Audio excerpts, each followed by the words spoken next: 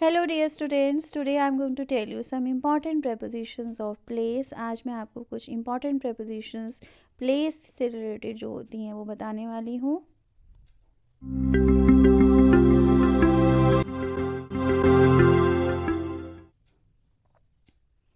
prepositions of place, सबसे पहले हम देख लेते हैं कि prepositions of place होती क्या हैं। These prepositions are used to convey the relation of place between two or more nouns or nouns and pronouns in a sentence। किसी भी सेंटेंस में जब हमारे पास दो नाउन्स होते हैं या फिर नाउन्स और प्रोनाउंस होते हैं तो वो आपस में किस तरह से रिलेटेड होते हैं, उसमें हम किसी प्लेस की बात करते हैं तो हमें पता चलता है कि वो चीज़ उसके अंदर है या उसके ऊपर है। ओके, तो उसके लिए हम प्रेपोजिशंस ऑफ प्लेस यूज़ करते हैं। जैसे कि आप देख रहे हैं यहाँ पर कुछ सेंटेंसेस लिखे हुए हैं। Sumit is playing in the garden, his brother is sleeping in his room, there mother is cooking food in the kitchen. तो देखिए यहाँ पर हमने गार्डन, रूम और किचन जो है कुछ प्लेसेस की बात करी है।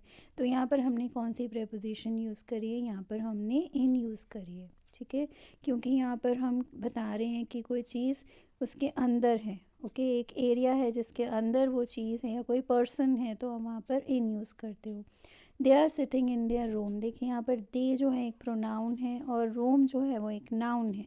तो आपस में किस तरह से रिलेटेड हैं, तो वो they are sitting in their room, तो मतलब वो आपस में क्या रिलेशन है उनका कि वो उसके अंदर बैठे हुए हैं, रूम के अंदर बैठे हुए हैं। ओके, अब हम एक और प्रेपोजिशन करेंगे, वो है on. Sumit is playing on the grass, his brother is standing on a bench, there mother is sitting on a chair. देखिए यहाँ पर सेम हमने लिए हैं कैरेक्टर्स, सुमित ब्रदर और उसकी मदर जो है।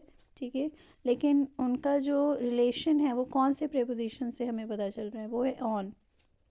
तो दोनों में डिफरेंस क्या है, ऑन हम तब यूज़ करते हैं जब कोई चीज़ जो है वो उसके सरफेस को कांटेक्ट करती है, मतलब कि वो उसके सरफेस को टच करती है, दोनों आपस में उसकी जैसे सुमित जो है वो ग्रास के ऊपर बैठा हुआ है। ठीक है, तो मतलब ये है कि उसके सरफेस को वो टच कर रहा है। ओके, और ब्रदर जो है वो बेंच के ऊपर खड़ा है और मदर जो है वो चेयर के ऊपर बैठी हुई है, तो दोनों आपस में इस तरह से हम याद रख सकते हैं इसको। Okay, Sumit is standing at the gate, अब हम फिर से उसी की बात करें। Sumit is standing at the gate, his brother is waiting for him at the end of the street, their mother is standing at the window.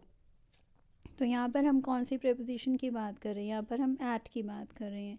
और एट जो है वो कहाँ पर हम यूज़ करते हैं, जब कोई चीज़ उसके पास होती है, किसी और चीज़ के पास है, कोई पर्सन है या कोई चीज़ है किसी और चीज़ के एकदम पास है, तो हम वहाँ पर एट यूज़ करते हैं। ओके, तो आपने ये डिफरेंस अच्छी तरह से समझना है कि हम इन, एट और ऑन को कहाँ कहाँ पर यूज़ करते हैं। तो अभी मैं आपको बता रही हूँ इन और ऑन के बारे में। In is use when a thing और a person is inside the other thing, और वो क्या हो सकती है, रूम, बॉक्स या पार्क, कुछ भी हो सकता है। ऑन कहाँ पर हम यूज़ करते हैं, when the thing is at a higher place than the other thing and it touches the surface. Okay, तो इन और ऑन में मेन डिफरेंस यही होता है कि इन का मीनिंग होता है उसके अंदर और ऑन का मीनिंग होता है उसके ऊपर। ओके, सो आई होप आपको ये अच्छी तरह से समझ में आ गया है। और एट प्रेपोजिशन जो है उसके बारे में मैं डिटेल में नेक्स्ट वीडियो में आपको बताऊंगी। तो आई होप आपको ये वीडियो अच्छा लगा है। Thanks for watching, keep learning, see you in the next video, please subscribe to my channel. Thank you.